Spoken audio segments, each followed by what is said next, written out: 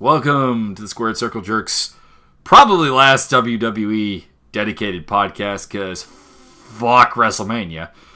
Pretty much.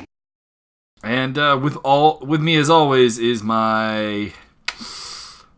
are you the Batman or am I the Batman here? Just gonna go with the Batman Robin pun. Well, if you're gonna be Batman, then I get to be the Owl. Aquaman? Can I be Jason Momoa Aquaman? Well, that was what I was implying. Excellent. I will accept this. Fake Aquaman is useless until you get fucked by a shark. The Jason Momoa to my Ben Affleck, Byron. And in keeping with the Jason Momoa tradition, I am drinking. True, that is a tradition. All right. Shall we start with the good stuff or the bad stuff? Because Takeover was good. Mania just sucked. Let's go. In keeping with the wobbly wobbly bee tradition, let us, as an epitaph, continue on with our chronological historian typeness, and we'll just go from front to back, beginning at Takeover to end of Mania. Alrighty. We opened up with the 6-man ladder match. This was fun stuff. This was your standard ladder match. Nothing really particularly new or innovative, but it was fun. And I like the fact that they were able to set up multiple bridging spots.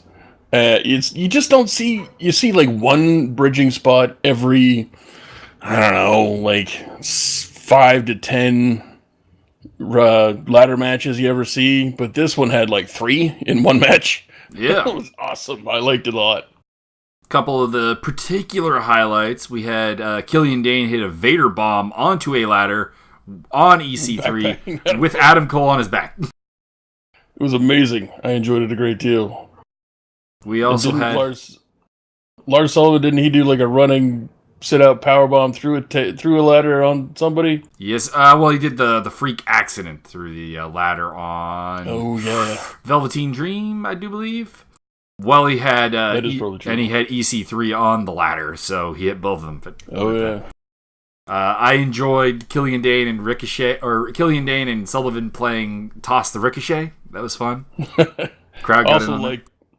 I also really liked Lars Sullivan just wearing the ladder and being the weapon. It was that was awesome. You don't see that enough either. Credit to the Velveteen Dream, Death Valley bomb onto a bridging ladder. Ow. Correct. All the ow. Pretty much all of the ow that can be ow.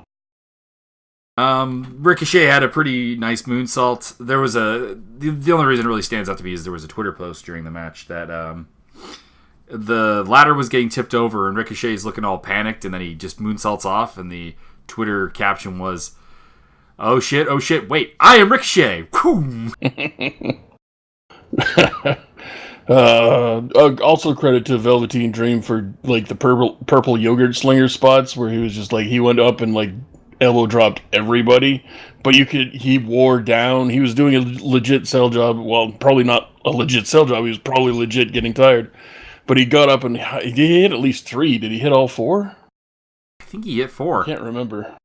Yeah, so he hit 4 purple yogurt slingers, and it was enjoyable. I enjoyed watching it. But by the end, he was just like, fuck this.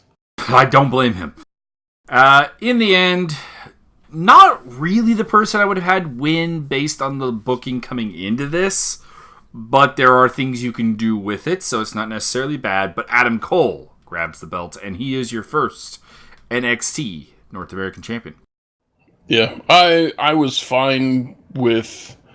They've never really done... Like, they've never jobbed him out, but he's never been the guy that ever won a match until, like, this particular match. So, I don't know what they were... I don't know what really the plan was, or what the plan is, but I'm assuming he'll win matches from now on.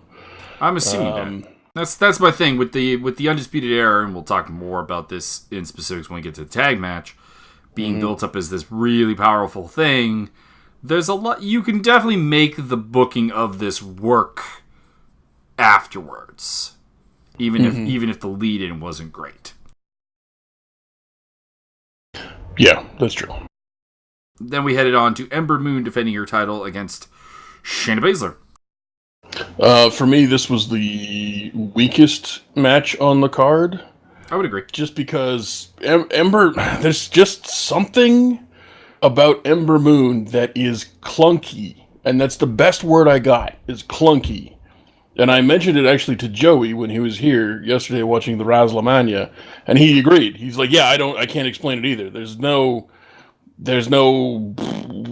better way to put it, and there's no explanation for it. And at this point, we just can't analyze it enough to figure out what it is that she's doing." She doesn't necessarily have the greatest ability to fill. Like when she'll hit a spot, and the spot will be really good, and then the next spot will be really good, but the between area feels wrong. Feels like it needs something. Mm-hmm. Feels like it needs something to meld the two spots into one.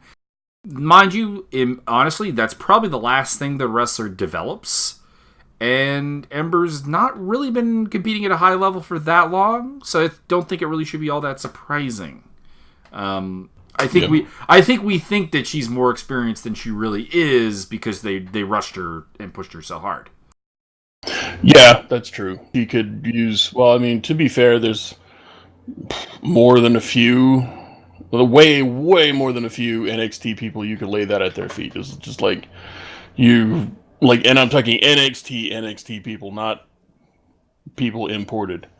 But there are very many of these people who just don't have the ability to do the other stuff in the ring. Their technique's good. Their charisma is whatever. It could be good, could be bad. But if they've got a look and they've got moves, they tend to get pushed. It's the other stuff that they haven't learned yet that they really should be learning while they're there. Like, that's essentially what NXT is for. The problem is that with a lot of these people like Ember Moon or Alexa Bliss or, I mean, you can't really say that about Ty Dillinger, but Baron Corbin's getting a lot better at it. Cat, what the hell was that sound? But there is that thing that they're not getting that polishing before they go up.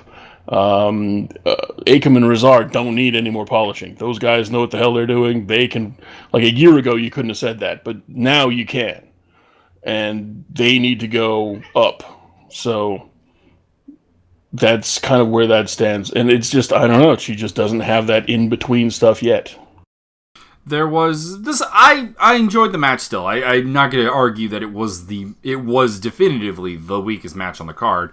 And I think it was always going to be the weakest match on the card when you look at what's on it.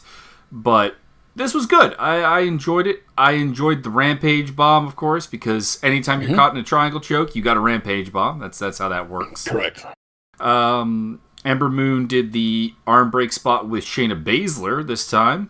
It wasn't as good with Baszler on the receiving end, but no, karma. Again, it's just one of those things where I don't know how often they practice this move. They obviously didn't practice it with Moon a lot, so that's why it wasn't executed that well. But Shayna Baszler sold it like $1 trillion. She did the lethal weapon, relocate your shoulder. That was Sheena Riggs. Nasty, yeah. Merton Baszler. And eventually Shayna wins with a one-armed choke. So, which that's going to play into something later on I'm going to talk about as well when we get to Mania. Will it involve chicken? No, it won't involve chicken. Anyways, no one-armed choking of the chicken. Baszler gets the win. It gives Moon something to chase if she's going to stay in NXT or she can go to the main roster, which I'm mixed on because there's not really a lot more for her to do story-wise at NXT, but there is a lot that she should have learned that she hasn't quite picked up. Yeah, well, I mean, they're virtually guaranteeing that the Gruesome Twosome will be on main, and they have learned nothing. They are horrendously dangerous. Please don't let them anywhere near Sasha Banks. She will just be dead. Probably. I noticed that one of the Gruesome Twosome wasn't in the Women's Battle Royale, though. There was no sign of Billie Kay. So maybe she's hurt. Maybe that explains why they haven't been up. Maybe they recognize she's the worst of the two. I don't even think that that's true. I think Peyton Royce might actually be worse. I flip-flop on that all the time. Then we move on to a triple threat match for both the NXT Tag Team titles and the Dusty Rhodes Cup. AOP, Authors of Pain, versus Dunn and Strong. and the Undisputed Era. And before this, we had there previously been a bit where Adam Cole was asking the trainer, "Can you tell that Can you call this match off?" Because he'd been killed winning the North American title, and we get a 3-way. Not a ton of spots to break down, really. Just a lot of good action. No. Yeah, this was basically everything the women's match wasn't. This was. There was no. You're right. There was no big spots. There was some finishers here and there, but I mean those are finishers. But no, it was just work the whole fucking time. Adam Cole got killed immediately because he is already fucked up from the match. The ladder match went 31 minutes 24 seconds. The women's match was just shy of 13 minutes, and Adam Cole was right back in the ring. It's like, goddamn. Poor Adam Cole. And this was just all the work all the time, with Kyle O'Reilly doing obviously all the work for the pre-distributed area. Kyle O'Reilly did several double man submission spots where he would have either Dunn or Strong and one of the authors of Pain, and he'd be working one leg and one arm. Kyle O'Reilly's great. I love Kyle O'Reilly. Mm-hmm. It's fantastic. And the authors of Pain did a good job. Your boy, the Strong Bruisers, did excellent. The Strong Bruisers were owning the crowd the whole time. It was fantastic. With a surprise special twist ending. Yeah, we had one hell of a swerve with Roderick Strong. So Pete Dunne's got Kyle O'Reilly hits. Did he hit bitter end or he hit something else? Something along those. Some kind of move. They had hit the bitter end of Heartache earlier in the match on somebody, and then Pete Dunne had then hit the bitter end on whoever it was he was pinning. It Kyle may O'Reilly. have been okay. So he was pinning. He had hit the bitter end on Kyle O'Reilly and was pinning him, and then Roderick Strong jumps in the ring and kicks the shit out of Pete Dunne. And then throws Riley on top of him. Yeah, it was great. I enjoyed this. If for all of the unexpected heel turns, this was the best. I enjoyed, and the timing was perfect. Perfection. Mwah. Referee didn't have to interrupt his count or anything. It was beautiful. Yeah, it was fantastic. Because Roderick Strong's getting in the ring and like, oh my god, they're gonna win, what the fuck? And then he grabs the armband off of Adam Cole and he joins the Undisputed Era. Mm-hmm. I would have preferred if somehow like Donovan Dijak had been a replacement partner for Cole, and that's how they retained, but this was very good. And Roderick Strong does make a pretty solid heel, so I'm looking forward to this. Yeah, so I am as well. Like, this is Undisputed Era up until this point were some tag champs and this other guy who talked a lot. So Bobby Fish, I think, is going to be on the shelf for like 6 months. And then I believe they called it 4 to 8 months, so probably 6 months. Yeah, there you go. It depends on if he's on the Mexican supplements or not. That's true. WWE recovery time. Shane McMahon, diverticulitis, man. Pretty much. So yeah, it's going to be interesting seeing what's going on there going forward. But I mean, the timing on the heel turn was during the match was perfection. See Antonio Banderas.gif from Assassins. Yes, sir. Then we had the, surprisingly not the main event, but correctly not the main event, Aleister Black versus Andrade Cien Almas. Indeed. You can't have this be the main event. With Johnny Gargano on the card, please. Mm-hmm. That ain't happening. This was pretty good. This was definitively better than the match they had back when Aleister Black first came into the company. I liked that match. I liked it, but it was not as good as like anything else that Black has done since. I got to see an Almas just spin kick a dude in the head right away and win. It was awesome. It was pretty good. Zelina Vega getting involved, of course, making her getting involved in terms of just yelling throughout the entire match. No, she Hurricane Rana Alma or Black into some steel steps early in the match, and then she did another thing. She would have hit a spike Rana later. Yeah. Basement Spike Rana, that was pretty cool. She's good at the Hurricane Rana. I don't know really why they don't let her wrestle. God knows they could actually use another decent worker in their women's division because, well, we've talked about this before. There seems to be no middle ground with their women's division. There seems to be no one, seems to be no one there who can impart and mold someone into a better worker than currently is. And there used to be, because of course you had Asuka there, you had, even the other four horsewomen, Becky Lynch, Charlotte Flair, Bayley, Sasha Banks. They could teach you how to rise your game, and they're really lacking that since those girls went up to Maine. Yeah, maybe that's and why then Ruby Riott left as well. So really, you're kind of down to just Nikki Cross. Yep, and they never ever let her be on camera anymore. Don't get that. So if she's not on camera anymore, then why isn't she training people to be better? I'm assuming we're going to get a Nikki Cross, Lacey Evans prolonged feud at some point, which my hope would be that Lacey Evans gets better off of that. One can hope and assume. Anyways, Black is your new champion. He hits the Black Mass kick. This was pretty good. I ranked it probably second from the bottom on this card, but I think that speaks to the quality of the card.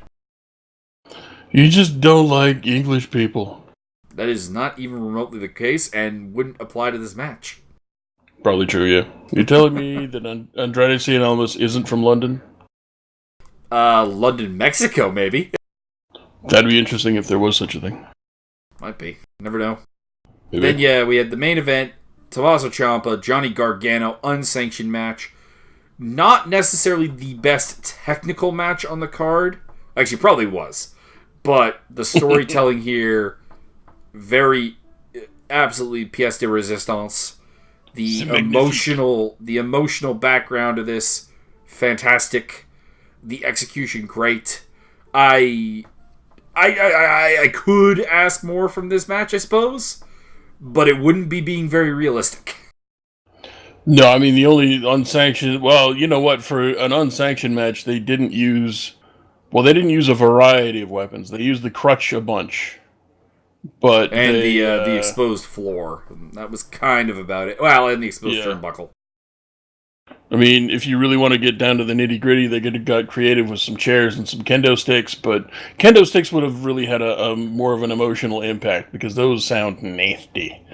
But other than that, you can't... I can't conceive of anything that I would want to see more out of this match. And they invented a new finisher, so I'm good. Yeah. Just go watch this match. It's... Don't know if I want to label it 5 stars, but it's like bare minimum 4 3/4. Yeah, I would not really be surprised at all if you saw a 5-star on this one. Depending on how Big Daddy Meltzer wants to rate things, you could probably throw you might be able to throw a 5-star on the 3-way dance for the tag titles because of just how well it was executed. But I don't think it went long enough for that to really it went happen. about 4.5. I thought it was lacking a bit of distance to really get to the 5 level. If it would have gone 15 minutes maybe, but I don't know. I gave the ladies... I wouldn't be shocked. Gave the ladies 3.5. I thought it was good, although it had the standard Ember Moon problems. I went 4 1/4 for Aleister Black and Andrade Cien Almas. And 6-man ladder match, I also went 4 1/4. Fair enough. I gave everything 17 stars. That's because you are a generous soul, sir. I am the curmudgeon of this group. 17 out of 92. Alright, are we ready for Mania? Have you got a drink in hand? As it happens, yes. Are you ready to get a little loquacious? I am going to be verbose, loquacious, and perhaps a tad curmudgeonly. I had very few things that I don't have mini rants for on this show, and that's never a good thing. Right, Matt Hardy won. That's one of the things I don't have a problem with. Yay, Matt Hardy. So, we opened up on a high note, the Andre the Giant Memorial Battle Royal. By the way, they have commercials in the pre-show matches. You have 2 hours of pre-show. You gave us less than an hour of wrestling. How about putting some commercials between dumbass football player Sam Roberts and Renee Young? Freaking hell. Yeah. That would be a better use of your time. That'd be good. Oh, yeah. Anyways, Battle Royal. Not a lot to say. I mean, it's a Battle Royal. It's very crowded, thinned out. In the end, it came down to Matt Hardy, Mojo Rawley, and Baron Corbin. And Bray Wyatt came out to help Matt. So they got the eliminations of Baron and Mojo. Matt Hardy procures the trophy. By the way, the trophies, we've said it before. Fucking terrible trophies. What the hell? Jesus, they look like some third graders shit them out. Like, literally just pooped them. That would be the worst part of the match, was the trophy itself. Yes, procure. A little disappointed not to see any, kind of surprise entries. Yeah, that was disappointing, and I've been tired of this for a long time, and this was actually kind of a bigger example for the most part. A few times this didn't happen, but when there's a tag team involved, they either eliminate them both simultaneously, or one gets eliminated 30 seconds to maybe as much as a full minute after the other, but they're literally either consecutively eliminated, simultaneously eliminated, or very, very quickly together. The only exception I could think of was Titus O'Neil outlasted Apollo by a fair bit. And I don't know when Chad Gable got eliminated. I, for the life of me, never saw it, so he may have outlasted Benjamin by a fair bit as well, but that's it.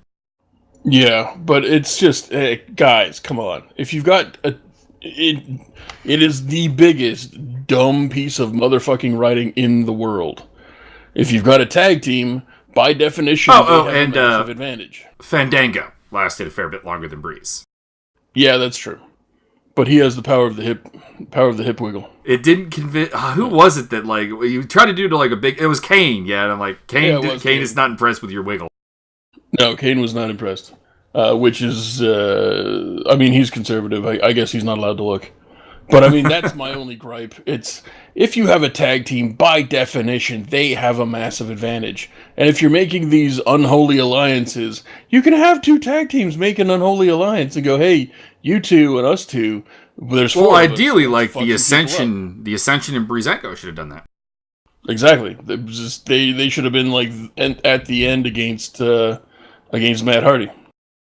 And then Matt Hardy could have wonderful them all. Wonderful. So yeah, that's WWE booking though. We can't let one member of the tag team have more shine than the other ones. And the tag teams must always be weak. And the tag teams must always be weaker than singles wrestlers because, we'll talk more about that when we get to the tag team title near the end of the show. Yeah, it's just, I don't know. I'm tired of that trope. And it's been a brutal, brutal, ham-fisted thing since as far back as I can remember. And it never makes any sense. In case in point, to skip ahead a little bit, they did the same thing with the Riot Squad. There's 3 of them. And they all got eliminated. I don't remember if they got eliminated simultaneously or not. It wasn't simultaneous, but it was one after the other. They got to the final 6, and then suddenly we're all going to get eliminated. Yeah. So that was, again, that's total bullshit. They should have just, those 3 could have linked up with the other 2 from the the ab roller? Yeah. Absolution. So those 3 hook up with the ab roller, and they form a fucking 5-chick group that can kick the fucking snot out of everybody. And then the 3 turn on the 2, and then obviously the 2 from Riot Squad will just go, hey, you're in charge. We'll just step out. Yep. And then boom, we got a winner. Then we had Cedric Alexander Mustafa Ali for the Cruiserweight title to wipe the stench of Enzo off of it. The spot of this match was the fucking top rope Spanish fly. Fucking great. And yes. We had some which they used again and again. Yeah, throughout that was the problem. Believe me, I will get to that later. We had a pretty awesome spot or a series of spots from Ali as well. He hits the Poison Rana Impact DDT, and 054 only gets a 2 count because Alexander got his foot on the rope.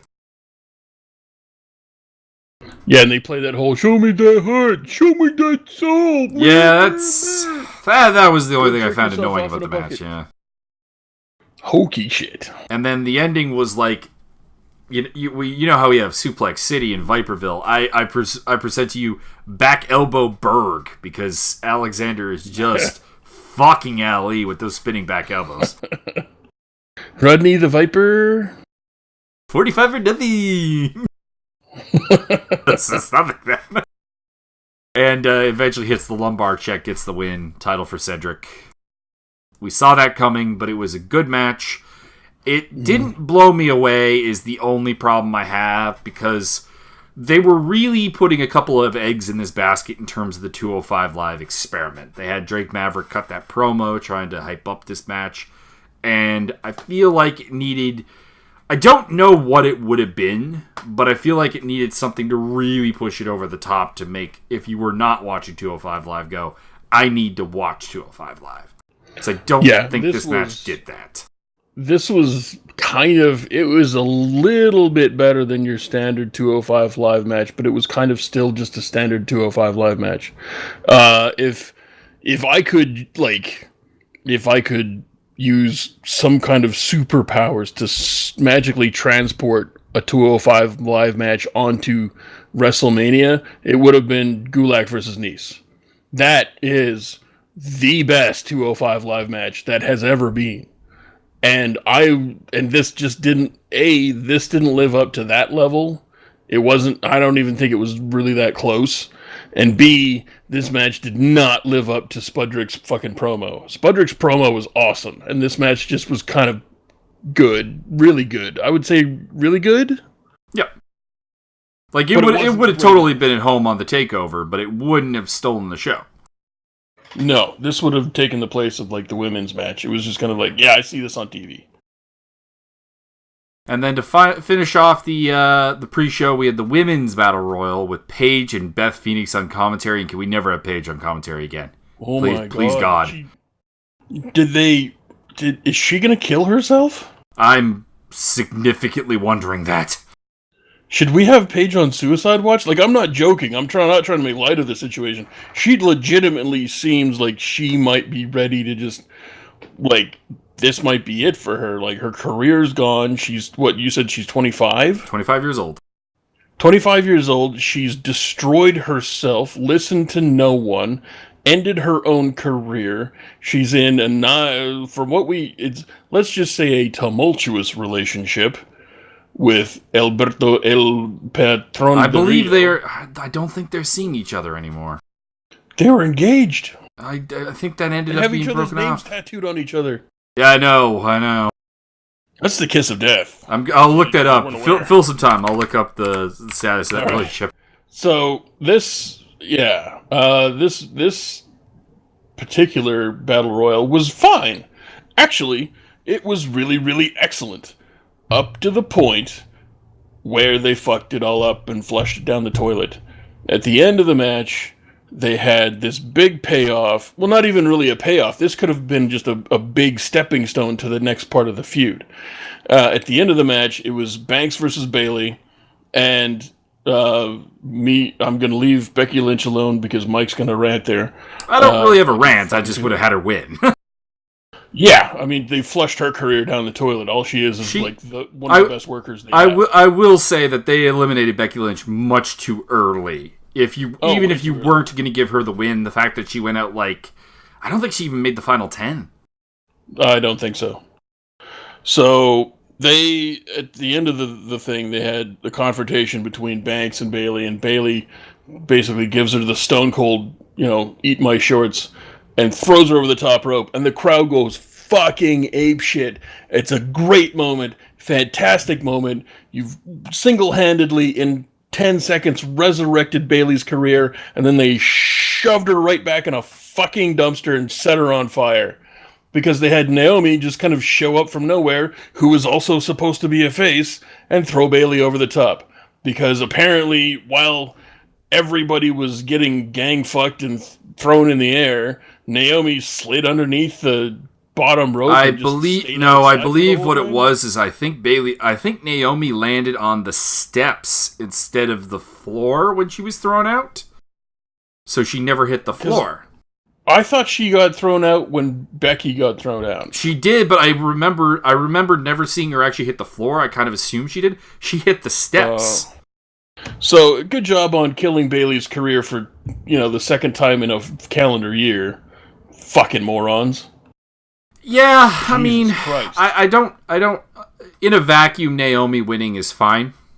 It's not who I would have picked, but there are people below her. She's somewhere in the middle of the pack.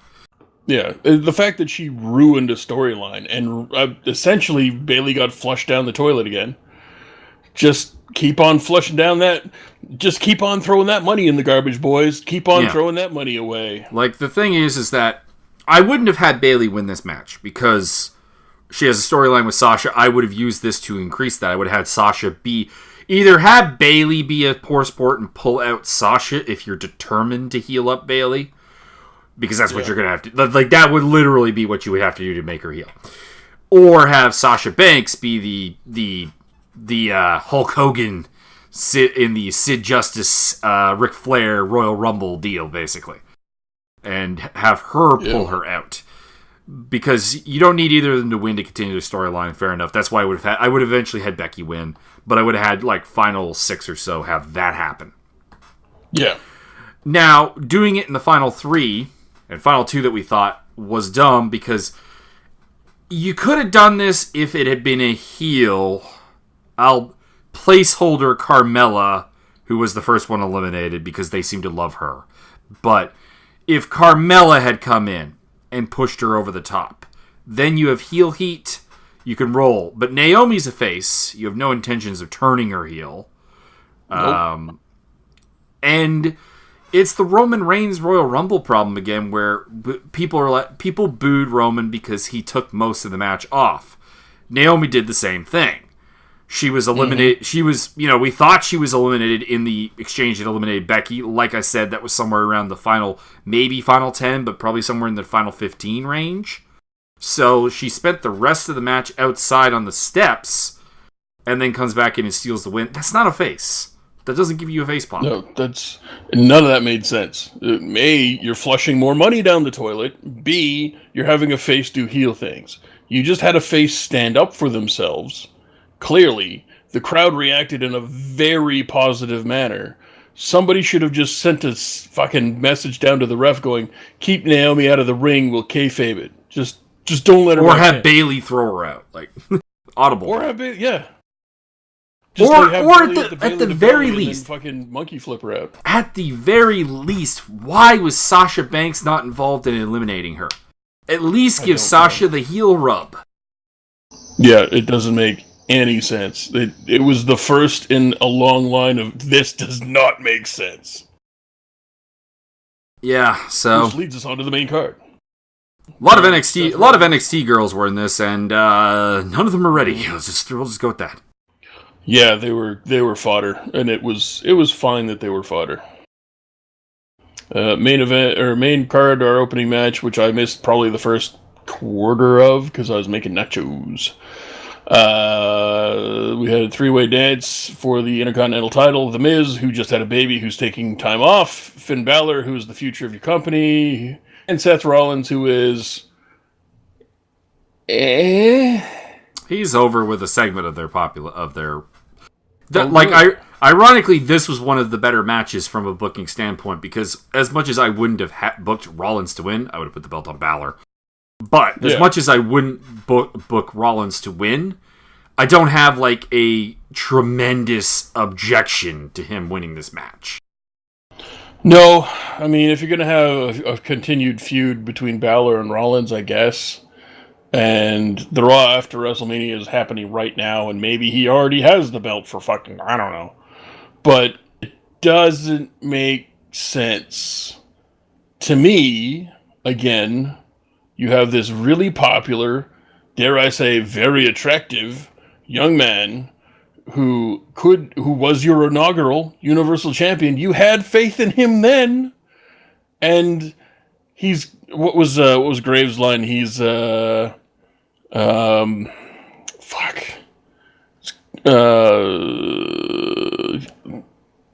I can't remember something. I'm not remembering the line either. It's he's as cool as James Dean, and I don't remember the line. It was two Jameses though. It was good. It was a good quote. It was a good line. Good job, Graves. You used to be good. No, and our debate about the Paige thing. She has been split up from Alberto since late 2017. Oh, okay. All right. Well, that's good. I mean, at least maybe that is a positive. At least we don't have to worry about him killing her. Oh, I wouldn't say that. That's probably also true. Yeah. So yeah, I don't know. This match didn't do anything for me. It was, I guess, acceptable. But then I have the same reaction to every Seth Rollins match. It's like, I guess it was okay. I guess it was it wasn't bad. It just didn't do anything for me. Which also kind of falls into The Miz. The Miz doesn't do anything for me either. And unfortunately, with Finn Balor in the mix, I mean, I'm less and less inclined to think Finn Balor is really good in the ring because he gets stuck with Rollins, guys like Rollins and The Miz, and they really don't do anything at all that's anything except for your standard boilerplate match stuff. And then he just can't get out of that trap. So, I don't know. I'm a little higher on Rollins than you. Miz would actually amuse me if he was 20% more stiffer, a little snugger. Yeah. Give me something. Well, I mean, he's not as big as those guys. So yeah, if you lay in a little lumber here and there, we get it, we understand it, we have a better reaction. Mm-hmm. Anyways, Rollins is your new Intercontinental Champion. Apparently, that makes all the members of the Shield Grand Slam champions. So, congratulations, Shield. Fair enough, yeah. And John Moxley, OP. And this moves us on to the moment of the on the night where my spleen was ventilated. Yeah, pretty much. Charlotte versus Asuka. And Charlotte retains her title because no reason. I have a number of problems with this. All right, so I'm going to say this. Charlotte ending the streak in a vacuum, not a bad thing. However, number one, method that she did it. She had an injured arm and she goes for the figure eight, taps out Asuka with the bad arm, further devaluing Asuka's streak. Correct. Yeah. Not only did you get beat, but you got beat by someone who had probably both compromised arms. Yep. 2. This kills the whole everything that they've done as a first for the women. This year has been about first things for the win, first Royal Rumble, first Money in the Bank, first Elimination Chamber. You have fucked up literally all of that. You have had the first Royal Rumble winner fail. You have had the Ms. Money in the Bank largely also fail. She still has it somehow. Yeah, since she does 3 times and lost. If she does win, it's a freaking joke. And you did the same thing on the male side, because we're going to talk about the Royal Rumble winner losing later on the men's side, and you had a failed Money in the Bank cash in there as well. And you are murdering your gimmicks. I was going to start up a whole racism thing here, but they did have a couple of brown people win some stuff. Is it just that... Is Vince more comfortable with brown people and just hates Japanese people? Is that what's going on here? Well, that was the other thing I was going to get at. The booking of the Japanese wrestlers on recently is what is this? You got Nakamura going heel, Tozawa's gone heel, Hitami's gone heel, and now you have Asuka lose. Doesn't go heel, but you have her lose. And if you've got white people that have worked in Japan, you de-push them as hard as possible unless it's AJ Styles, who actually wrestled a lot of time in North America. So Finn Balor, you're out. The club, you're out. Like if you've spent a significant time in Japan, you're fucked. You're just done. That's it for you. And yeah, the only way you're allowed to win as a foreigner appears to be you either face people who we have no plans for, which is what largely Asuka's been doing. Beat Dana Brooke, beat Emma, beat... well, I guess she got his win over Nia Jax, so that kind of means something. But apparently you got to go foreign heel. Like, that's it. Yeah. Can't have foreign babyface. Especially if you're from Canada. Which segue leads us into the what fucking time? Well, actually, no. I have more rant. I have additional rant. I have additional rant here. So, all right. The match was fine. I can't even remember fondly the match because of the ending. But this is even worse that you've just had Asuka have her streak end and she pays props to Charlotte, and then the ref comes sprinting down to get John Cena, who has been in the crowd this whole time. And not only that, we're not even going to let Charlotte bask in her victory. No. We need to make this about Cena on top of this. Yeah. Freaking stupid. Yeah. I think I missed that part because I ducked out to further prepare the nachos. Yeah, one of the referees comes running out, dumps into the crowd, he's talking to Cena, he's like, yeah, you gotta go. And it's like, Cena's like, all right. And he goes running past Charlotte as she's on the ramp. And it's like, wow, we're not even gonna let this moment be about Charlotte achieving something great. We're gonna rob that away. I'm coming for you, Hogan. Yeah. Which leads us into the what title is this again? U.S. title 4-way. Yeah. So the only two logical endings on this one. Bobby Roode goes full heel and takes that title, which is fine. Or you've got Rusev taking the title, and the crowd goes fucking bananas, and you make all the money in the world. So they put it on Jinder. Yeah. I mean, the crowd told you how this match should go. Aiden English comes out and is the most over thing ever because he's talking about Rusev. Yep. The crowd has Paul Heyman. Paul Heyman would have been proud of this reaction. Yeah. Oh yeah. Paul Heyman would. Can you imagine the money Paul Heyman could make just being in control? I'm not even saying, imagine if these guys were in ECW. No. Imagine if Paul Heyman was in charge of this shit. This is SmackDown circa 2004 with Heyman in charge. Yeah. And, they've been chanting Rusev Day all day? Every day? I like money. I am a Jew. Whoa. Actually, you know what? He brings that up so often. He brings that up. Like that's not even me professing my views. That's me professing Paul Heyman's views. He would definitely use that line. He would. Somebody would definitely ask him if this was hypothetical and he was in charge and he would put the belt on Rusev and somebody like, why did you do that? He's like, God, are you kidding? I love me some money. Oh man, I literally don't remember anything about this. To tell you the truth, don't remember anything about the first 3 matches on the main card at all. I don't have a single memory of these things other than watching Asuka lose and going, what the fuck? And then watching Jinder Mahal win and going, what the fuck? Yeah, I have 2 thoughts, I guess. They try to get, Mahal tries to do the foreign alliance with Rusev, and Rusev says, nah, fuck that. Boom, Machka kick. Machka! And my note here, Vince doesn't know what else to do with foreigners other than foreign alliance. Yep. And Randy Orton playing to the crowd did nothing. Is great in the sense that they are having none of it. Yeah, he's playing up to the crowd, and they're like, "Hey, oh no, yeah." And I was going to save this more for my talk about Nakamura, but this is why this match here is, in a nutshell, why the Nakamura heel turn doesn't even really make sense, because you have Rusev playing against type as a heel, because he should be a face. You have Bobby Roode and Randy Orton playing against type, because they're faces who should be freaking heels, and then you turn Nakamura heel, and not Bobby Roode. Yeah, I genuinely think Jinder could be a really good face. I genuinely think that. He's not. He'd have to get better in the ring. I don't think so. I think if he was face, people would overlook it. I think if he was face, people would be like, oh, that Jinder. I don't think you have to be great as a face in the ring, but I think in this day and age when work rate is such a thing, and you're surrounded by such talented wrestlers, that he would have to step his game up. Now, He might be able to do that. You never know.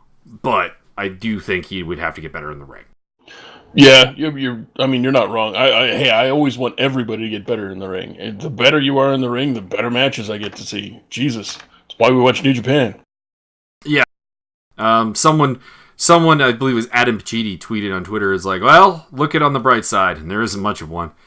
At least Jinder has heat. I'm like, yeah, and my repeat tweet, which has been retweeted several times, actually, and favorited, was, yeah, but it's the wrong kind of heat. I'm not going to pay money to see him lose. He's bad. Yeah.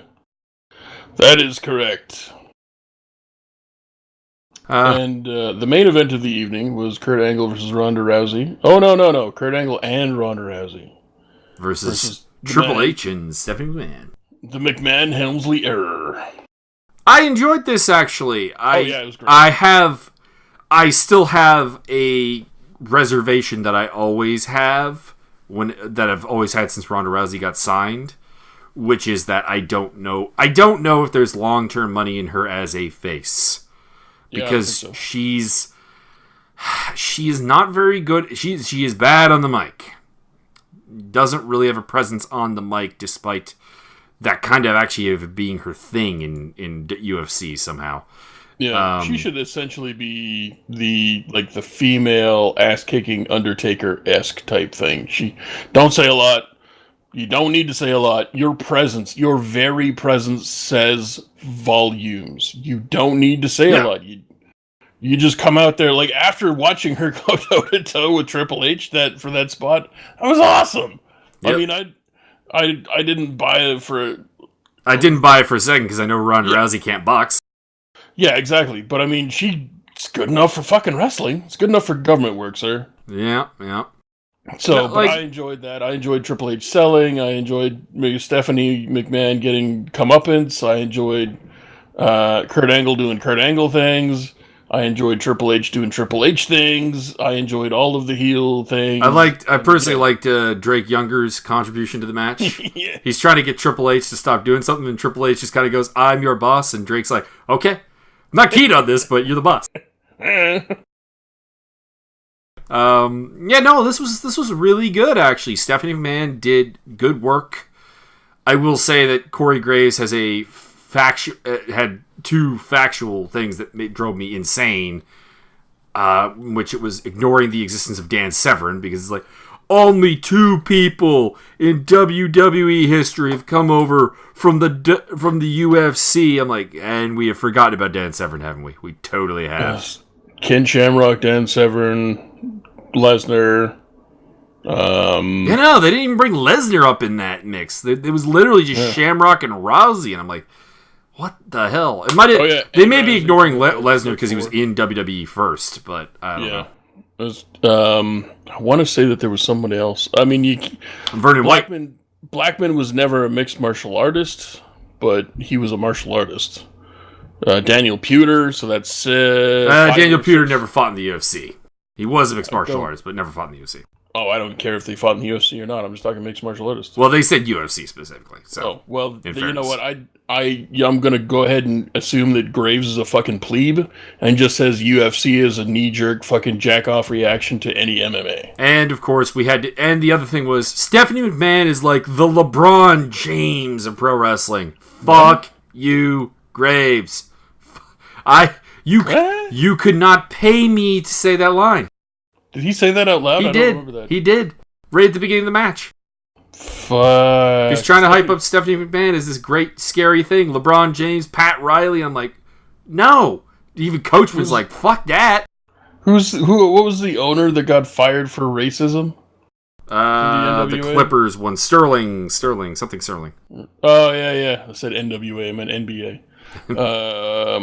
So is it Jim? Not Jim. I want to say Jim Sterling. No, it's not Jim Sterling. Whatever, that Sterling motherfucker. She's like the Sterling dude of wrestling. she's the owner that kind of got fired for being a fuck up. But yeah, the match was really good. I am going to complain somewhat about Stephanie McMahon having seemingly better armbar defense than most UFC bantamweights. Yeah. And someone I was talking to someone at work actually who watches wrestling, and he kind of said, well, I mean, I know it's not real, so it doesn't have to. I'm like, it's not even about believability.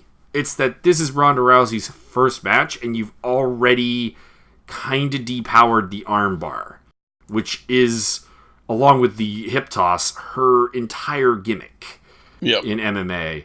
because the non-wrestler Stephanie McMahon was really able to fight it off for quite a long time. And there should have been, like, if you want to do, you want to prolong the match, sure, but you have Stephanie, like, cheat to get away with it. Instead of, like I said, apparently her armbar defense is better than some of the women that Ronda Rousey fought in the UFC. Well, I just assume that Ronda Rousey's skills have gone way downhill since she hasn't trained in 3 years. That's possible. Still, for her first run, you've ruined the Chris Masters Master Lock moment, basically, where someone, or the accolade with Rusev, where someone escapes it, and it's a big deal, because you kind of had Stephanie escape it. Yeah. So, that's less than ideal. And speaking of things that were predictable and retarded, the Bludgeon Brothers are your new triple threat tag team champions of the world in 5 minutes and 50 seconds. I literally have nothing negative to say about this match, really. It was as good as I expected it to be. I don't have anything to say about this match at all. I don't remember any of it. It was a fait accompli. We knew that your goons were going to get the titles, just like we knew Asuka was going to win because nothing indicated otherwise, and there's no reason for her to lose. Yeah, this was like I said, this was actually I actually enjoyed this part because not because it was a good match, but because I'm like, oh my god, the booking made sense. Oh, finally. Yeah, all of your ham-fisted, retarded attempts at storytelling have led us to one single conclusion, and you followed through. Congratulations. Anyways, then we had John Cena come out, and we thought we were getting John Cena Undertaker. Instead, we got John Cena versus the Underdrifter, and John Cena beat up Elias for a bit. Hello, I am alive. Yeah, I will lift for you. Keep Elias away. Just in general, keep Elias away from John Cena, please. Yeah, they have negative chemistry. I said at the time, like, we're revisiting the worst worked match of 2017. We're doing this now at WrestleMania, really? Yeah. Anyways, we did get Cena Taker. Interesting enough, Taker's like hat and stuff got vaporized and then came out as Taker. So what was the deal with that? Erasing the past. It's symbolism. Okay. It's symbolism. I thought it would have been cool if he came out as American Badass Taker after that. I didn't hate American Badass Takers. No, I didn't either. A lot of people did, but I did not. Well, towards the I didn't hate it, but towards the end of the run, I'm like, man, you remember when Undertaker was the Undertaker? Yeah. Yeah, it got a bit much at the end. But yeah, no, that was all about like, hey, there's nobody here. Hey, there's the past. Hey, past is gone. Hey. So, yeah. No, I was fine with Undertaker doing Undertaker things and Undertaker winning at WrestleMania. These are all of the things that I enjoy. No issues whatsoever. Yeah, I got no issues. Some people expected Cena to get more offense in. I think he might have actually. I think they actually planned for him to, but when Taker took the John Cena's like super safe back body drop that he does. Yeah. And Taker like gave a good scream when he hit the mat, and I'm like, that's not in character. I'm thinking his ability to take a bump is still not really in the ballpark. Yeah. Well, somebody get that boy some what you call your stem cells. So if there was more planned, it was probably a good idea for the Audible to be called, okay, I'm just gonna pin you with a tombstone. Yeah, I'm fine with that too. I will donate stem cells for the Undertaker. Take my bloods. Take my fat cells. Take all the fat cells. Despite the fact that it looked like he really can't bump particularly well, at least he can move now, which is more than we can say for his prior matches. That is correct, yeah. I mean, hip replacement doesn't, like, unless you're John Cena, I guess. A hip replacement takes a while to recover from. I mean, I had back surgery, and I was not the same, like, I could not move the same for 3 years. So, it's not going to happen quick. And I was happy to see him. If he needs another year off, if he's just going to if he does one promo every 3 months going, Cena, You talking shit. I'm gonna get you, boy. I'm fine with it. I will listen to that every 3 months for a whole year, and next WrestleMania we'll see a much better match. I swear to God. Yep. Then we had the Daniel Bryan return match. Although he got taken out early in this match by, of course, the Pearl Harboring heels. Pearl Harbor! Yeah, the Pearl Harbor was awesome. Minoru Suzuki and Taka Michinoku would like a word. There were some royalties that need to be exchanged. Enjoyable. This was really good. All the heel work. The heel work was spectacular. Shane McMahon did Shane McMahon things. Daniel Bryan did Daniel Bryan things. All of the things were good. All of the things. Yeah, like literally the match was good. I hated the build up because again, Shane with a hernia, diverticulitis, and staph is beating up Sami Zayn and Kevin Owens. That's less than ideal. Yeah, and I mean, honestly, we've been waiting for Daniel Bryan to pull the trigger on a heel turn, which I understand that the old man doesn't want to do at WrestleMania, but you already did 2 heel turns this weekend, or we are going to do one. What's one more? Yeah, it really doesn't make a tremendous amount of sense in 2 matches, basically. But yeah, hot tag of the year for Daniel fucking Bryan. Holy shit. Correct. And eventually he taps out Sami Zayn with the yes lock, so Owens and Zayn are fired from SmackDown. They will probably show up on Raw. Correct. They may be on Raw as we speak. Speaking of locks, I have coined the finish for the Gargano and Ciampa match to be the Lecter lock. Tune in to find out why. I'm fine with it. Indeed. Then we had Alexa Bliss versus Nia Jax. I actually have very little in the way of negativeness to say about this. My only negative is that it was basically it was a 3-time match repeated. Yeah. We could have saved the 3rd iteration, quite frankly, and just gone with the second one as the finish. Yeah. It was they basically did the same match exactly 3 times in a row, and eventually, somehow, but defying all odds, the incredibly much larger person beat the incredibly much smaller person with a sheer brute force annihilating Brett's rope Samoan drop. Yeah, like, come on, dude. This match should have been 2 minutes. The Alabama Slam was actually pretty good. Props to Bliss for taking that. Yeah, there was a bunch of slams in this that were really good. But, again, this was 10 minutes, 15 seconds. This should have been shorter than the Undertaker-Cena match. This should have been like... a little longer than that, but...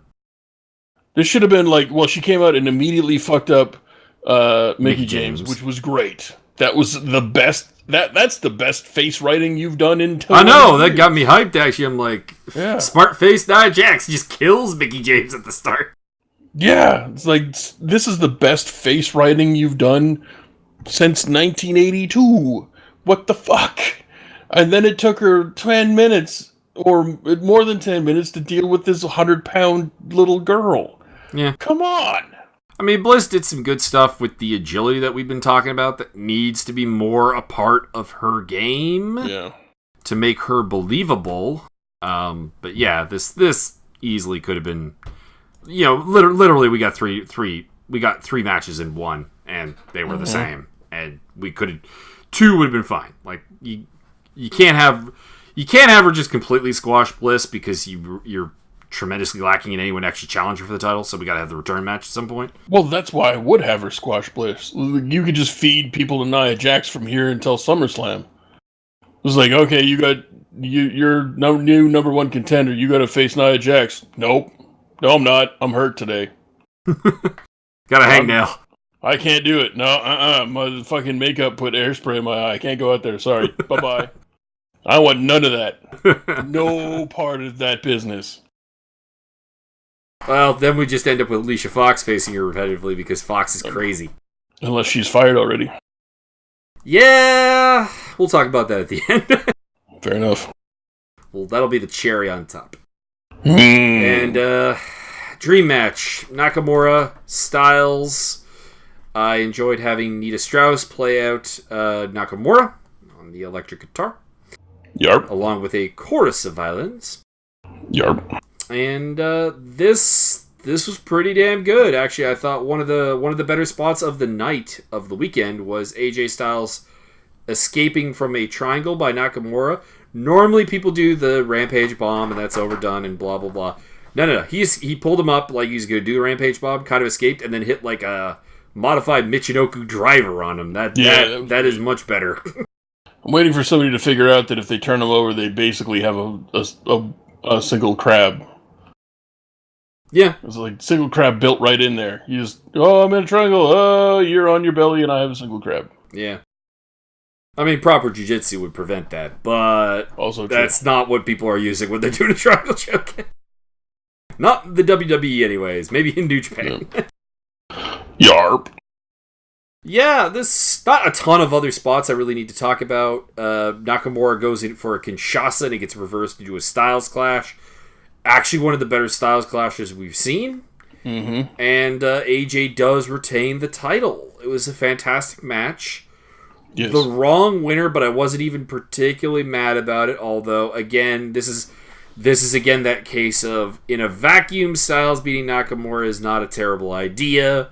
But when you combine it with Asuka losing, the failures of Money in the Bank match winners, yeah, you are ruining your gimmicks.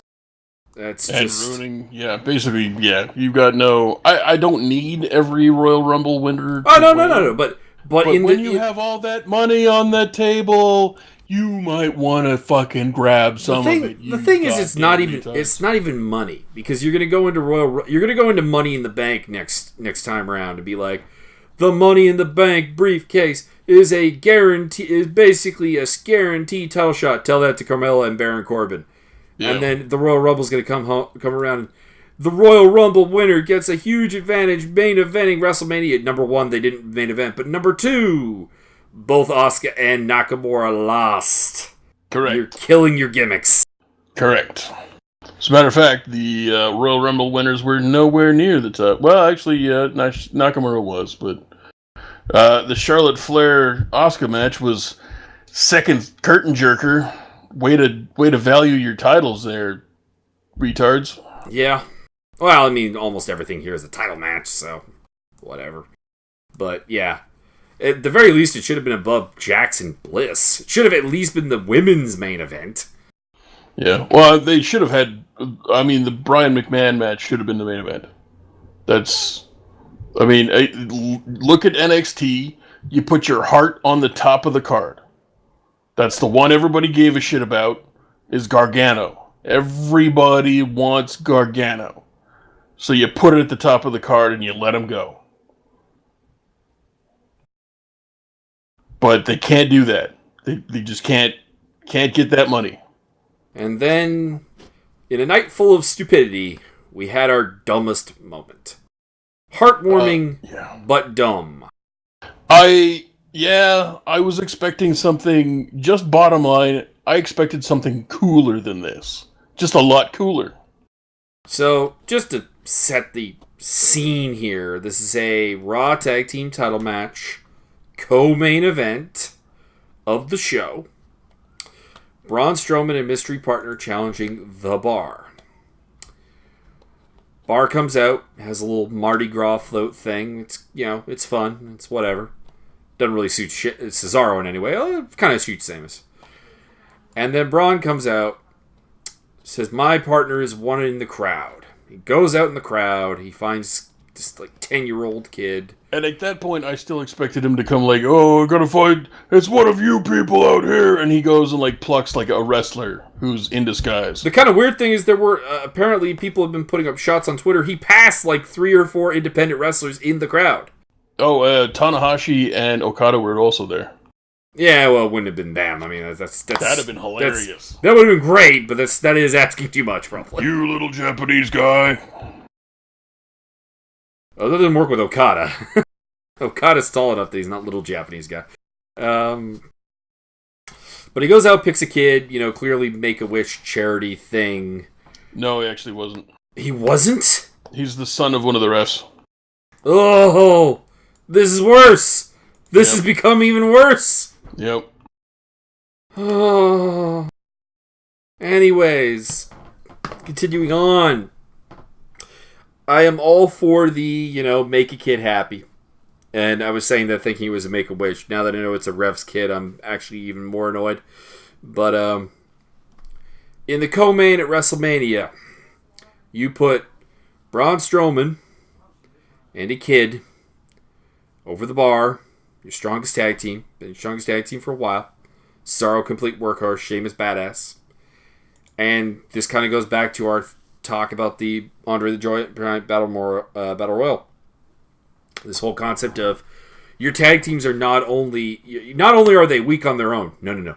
They're weak as a team against somebody. They will get fucked repetitively. Yeah. And that is what happened here. This is the joke match you put on the pre-show. Yeah. Totally. 100%. Yeah, this is not a co-main event. This is a 4-minute co-main event. Fuck off. This is a joke match. You put it on the pre-show and you can suck my dick. Yeah. This was the low point of the night. And believe me, when we get to the main event, you're going to realize that's a hell of a low point. Because the main event is not going to be good. No. Main event. Speaking of the main event. WWE Universal title. Roman Reigns challenging defending champion Brock Lesnar. And Lesnar beat the piss out of Roman Reigns.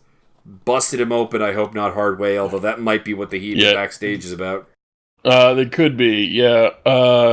My favorite part of this match is when Lesnar, and I knew this was coming. I was slightly ahead of Mike watching this, and I knew that Mike was going to pop huge for this. So Lesnar takes off his gloves to punch harder, and then uses only his elbow. Yep. What the fuck? What the fuck, freaking dude? Idiots. This also can the WWE encapsulates this match to a T. That spot is this whole match. Can the WWE make up their mind whether a closed fist is legal or not? That would be nice as well. Yeah, but I don't fucking care anymore. Apparently, the long shot is, or the upshot of the match is that Lesnar wins after Roman eating 6 F5s. I thought it was only 5. Oh no, there was 6. He pinned him on the 6th one. After establishing the fact, and Heyman saying it out loud on TV, "See, the F5 puts him down, the F5, 1 F5, and they've established that 1 F5 can beat anyone. 1 F5 took out Braun Strowman. 1 F5 took out The Big Show. 1 F5 took out fucking, I think, John Cena. 1 F5 took out... I think Cena had a couple of F5s. I think only one. I think he had a couple. Wait, I think that's it. I think that's the entirety of the matches I've seen. 1 F5 took out Joe. Kane. Yeah, probably. So that's the entirety of Lesnar's matches for the past 2 years. 1 F5. And so it took him 6. And Lesnar ate, I think I want to say like 8 Superman punches, including 6 of them being 4 jacked. spears. Yeah, 4 spears, 8 Superman punches. I think half of those Superman punches were just lubed to the max in butt grease. And he's like, "Oh, I gotta jack this so hard. Yeah, I gotta jack it up, baby." It was fucking trash. This match was trash. Wade Keller of Pro Wrestling Torch simply describes the Lesnar Reigns main event as being a, quote, disaster. Keller noted that the, quote, tired and disinterested crowd had booed Reigns, chanted CM Punk boring, and this is awful. As for the other matches, Styles Nakamura was a letdown, Cena Undertaker was crowd pleasing, and the tag match went about as well as you could have possibly hoped. Asuka failing to really showcase her signature spots before losing was also a significant downgrade in Vince McMahon's faith in her, which is probably true because she's Japanese. Yeah. So, I mean, here's the thing. I have largely been defending Brock Lesnar's contract against you because you believe he is not worth the money. He is not. I'm going to ask you to accept a couple of facts here you may not agree with, but just for the sake of my argument here. Okay. Brock Lesnar does make money. He pops a rating when he shows up. Well, I don't believe that. Now, the problem is how is he going to do that now? because you've just put him over literally your entire roster. And I don't want to see Roman fight him again. I don't even want to see Braun Strowman fight him again. He beat Braun Strowman with one move. Yeah. Who's he going to fight, Nicholas? Who is he going to be matched up against that's going to lead me to pop a rating, to tune in, to pay money? I have an answer for that. Who? Bobby Lashley. Not even. No. That's the plan. So that may be the plan, but you better be willing to... You're going to have to build Bobby Lashley up for a fucking year because you built Roman Reigns up for a year to have him lose. They're not going to do that. They're going to build him up. They're going to... The plan, apparently, and I take this with a pinch of salt, apparently the plan is Bobby Lashley versus Lesnar at SummerSlam. Also, putting two MMA guys in the same ring. Now, granted, yeah, Brock and Bobby are more pro wrestlers than MMA guys, but... Anyone who knows MMA knows that Bobby Lashley has not achieved anywhere near as much as Brock did in MMA. Yeah. Brock's career is oversold, but he did become champion. He did beat Randy Couture. He did beat Frank Mir. Bobby Lashley's biggest win may legitimately be Wes Sims. The Project. I'm going to verify that by looking at his Fight Finder. Add what you will. Yeah, just the match itself was not good. It was boring. It was overplayed. It was 4 moves total. You had your Superman punch, you had your spear, you had your F5, and you had a German suplex. That was it. That was the whole match, and it went for 15 minutes, and nobody liked it. All Congratulations, right. You've pissed all over yourself like an Alzheimer's patient, which sounds bad now that I've said that out loud. So, Bobby Lashley has officially gone 8-2 against fighters with Wikipedia pages. That's not bad, but his wins are Jason Guida, Bob Sapp, Wes Sims, John Ott, Josh Burns, Dan Charles, James the Colossus Thompson, and Josh A. Pelt, with losses to James Thompson and Chad Griggs. The Gravedigger. And he didn't even get, fluke knocked out by James Thompson. He lost the decision to James Thompson. Yikes. So, I'm sorry. That shouldn't work. No, it shouldn't. But don't worry, they'll give it at least an entire episode of Raw to try and build up the feud, I guess. Ugh. It'll be like the episode The Go Home Show, and Bobby Lashley will just show up and people will be like, who? And that's your main event. You may actually get that reaction. I don't know how much casual WWE fans even remember Bobby Lashley. Fuck. No, not at all. And he wasn't that big of a star when he left the company. So, Even in pro wrestling sense, no. It's terrible. Terrible. God-awful booking here. Yeah, unless Lashley has finally shown up on the Raw after WrestleMania and F5'd... what was it? Does he have a finisher? It's a spear. No? He does a spear. Can we just no to that? Because I've seen 19 guys use the spear, and none of them are good as Goldberg. Bobby Lashley's finishers are the Anaconda Vice, the Dominator, which is an inverted front power slam, or running power slam. So basically Braun Strowman's move. Dragon Sleeper way back in 2009, and the Spear. I'd probably go with the Dragon Sleeper, but that's just me. Anaconda Vice could work. Maybe. It's kind of it's a modified arm triangle in a nutshell. Yeah, also in a nutshell, that was WrestleMania. It was largely trash, mostly garbage, and some of it was junk. Pre-show, Alicia Fox got yanked from the Women's Battle Royal for getting into the face of Travis Brown. Still have no idea what started the incident. It looked like she was drunk. It did look like she was drunk. That may be the case. And I wouldn't surprise me if either of them started it, to be honest. Yeah, I wouldn't be surprised if Travis Brown literally punched his waitress right in the fucking kidneys, and a drunk Alicia Fox stumbled over, "You're rude! You're rude!" And that wasn't one of the Bellas came over and "You're being filmed right now." I don't remember who it was, but yeah, someone came over and said, "You're being filmed right now." Yeah.